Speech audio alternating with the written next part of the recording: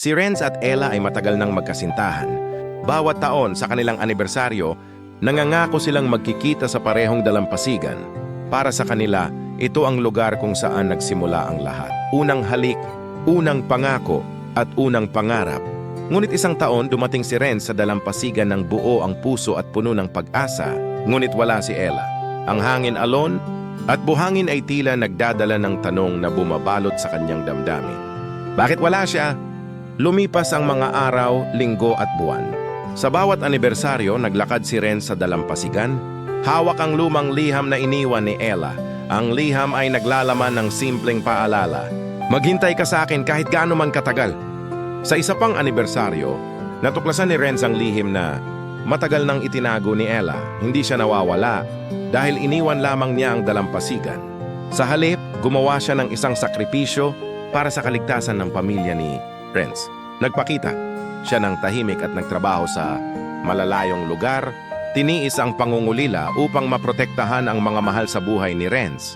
Habang binabasa ni Renz ang liham at iniisip ang katotohanan, bumalik sa kanyang alaala ang bawat sandali nila ni Ella, mga ngiti, yakap at pangako. Naintindihan niya na ang pagmamahal ni Ella ay hindi naglaho. Ito ay naging mas matibay, isang sakripisyo na ipinapakita ang tunay na lalim ng kanyang puso. Sa huling sandali ng araw, humarap si Renz sa dagat, dala ang pag-asa at pangakong ipagpapatuloy ang pagmamahal na iniwan ni Ella, hindi na para maghintay, kundi bilang pagpupugay sa sakripisyo at pagmamahal na hindi kailanman mawawala. At tuwing anibersaryo, naroon siya sa dalampasigan, hindi para maghintay ng pagdating, kundi para ipagdiwang ang pagmamahal at pangako nila ni Ella magpakailanman. Moral na aral, ang kwento ni Renz at Ella ay nagtuturo sa atin ng tunay na kahulugan ng pagmamahal at sakripisyo. Minsan, ang taong pinakamamahal natin ay hindi palaging naroroon sa ating paningin, ngunit ang kanilang pagmamahal ay nananatili sa puso. Ang pagmamahal ay hindi nasusukat sa presensya o oras kundi sa kabutihang ipinapakita, sa sakripisyong tinitiis at sa mga pangakong pinaninindigan. Sa buhay may mga pagkakataon na kailangan nating magtiis at maghintay, hindi para lamang sa ating kapakinabangan, kundi para sa kabutihan at kaligtasan ng iba. Ang sakripisyo, kahit nakatago o hindi napapansin, ay nagiging patunay ng lalim ng pagmamahal at integridad.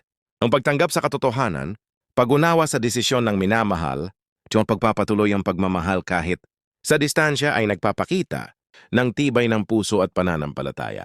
Ecclesiastes 3:1. Sa lahat ng bagay ay may panahon, at bawat layunin sa ilalim ng langit ay may oras. Panahon ng pagsilang at panahon ng kamatayan, panahon ng pagtatanim at panahon ng pag-aani.